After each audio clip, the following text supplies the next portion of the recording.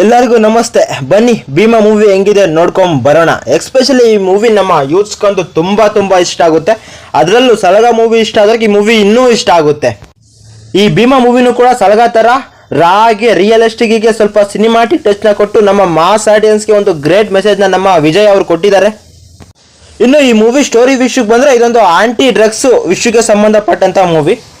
ಈ ಮೂವಿನಲ್ಲಿ ನಮ್ಮ ಯೂತ್ಸು ಡ್ರಗ್ಸ್ಗೆ ಯಾವ ಥರ ಅಡಿಕ್ಟ್ ಆಗ್ತಾರೆ, ಅಡಿಕ್ಟ್ ಆದಮೇಲೆ ಅವ್ರು ಪಡೋ ಸಫರಿಂಗು, ಮತ್ತು ಆ ಡ್ರಗ್ಸ್ ತಗೊಳ್ಳೋಕ್ಕೆ ಅವ್ರು ಮಾಡೋ ಕೆಲಸ, ಮತ್ತು ಡ್ರಗ್ಸ್ನ ನೆಟ್ವರ್ಕು, ಇದ್ರ ಬಗ್ಗೆ ತುಂಬ ಚೆನ್ನಾಗಿ ಹೇಳಿದ್ದಾರೆ. ಇದನ್ನು ನಮ್ಮ ಭೀಮಾ ಹೆಂಗೆ ಫೇಸ್ ಮಾಡ್ತಾನೆ ಅನ್ನೋದೇ ಈ ಮೂವಿ ಸ್ಟೋರಿ.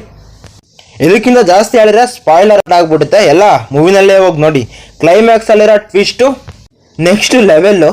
ಈ ಮೂವಿನಲ್ಲಿ ಹೀರೋ ಅಂಡ್ ಡೈರೆಕ್ಟರ್ ಆಗಿರೋ ದುನಿಯಾ ವಿಜಯ್ ಅವರು ಜಾಕ್ಪಾಟ ಕೊಟ್ಟಿದ್ದಾರೆ. ಸುಮ್ಮನೆ ಕೊಟ್ಟಿಲ್ಲ, 3 ವರ್ಷದ ಕಷ್ಟ ಇಲ್ಲಿ ಎದ್ದು ಕಾಣುತ್ತೆ. ಇದರಲ್ಲಿ ವಿಲನ್ ಆಗಿರೋ ಡ್ರ್ಯಾಗನ್ ಮಂಜು ಕೂಡ ಸಕ್ಕತ್ತಾಗಿ ಸೂಟ್ ಆಗಿದ್ದಾರೆ. ಅವರ ಫಿಸಿಕ್ಕು ಆಕ್ಟಿಂಗು ಚೆನ್ನಾಗಿದೆ. ಇನ್ನು ಕಾಕ್ರೋಚ್ ಸುದಿ ಶುಂಠಿಯಾಗಿ ಸೂಪರಾಗಿ ಆಕ್ಟಿಂಗ್ ಮಾಡಿದ್ದಾನೆ.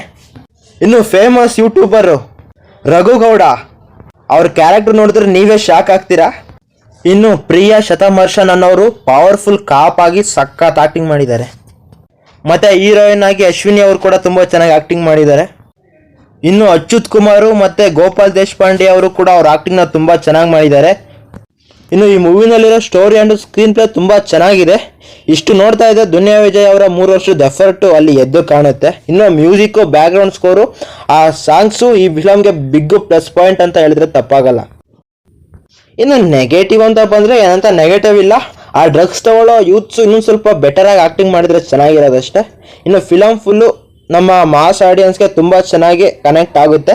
ಫಿಲಮ್ಗೆ ಹೋಗೋಂಗಿದ್ರೆ ಫ್ಯಾಮಿಲಿ ಜೊತೆ ಹೋಗಬೇಡಿ. ಬ್ಯಾಡ್ ಲ್ಯಾಂಗ್ವೇಜು ಮತ್ತು ಡಿಸ್ಟರ್ಬಿಂಗ್ ಸೀನ್ ಇರ್ತವೆ. ಮುಂದೆನೇ ಪ್ರಿಪೇರ್ ಆಗಿ ಹೋಗಿ. All the best Bheema team ಅವ್ರಿಗೆ. ದೊಡ್ಡ ಸಕ್ಸಸ್ ಆಗಲಿ. ಮತ್ತು ಒಳ್ಳೆಯ ವೀಡಿಯೋದಲ್ಲಿ ಸಿಗೋಣ. ಬಾಯ್.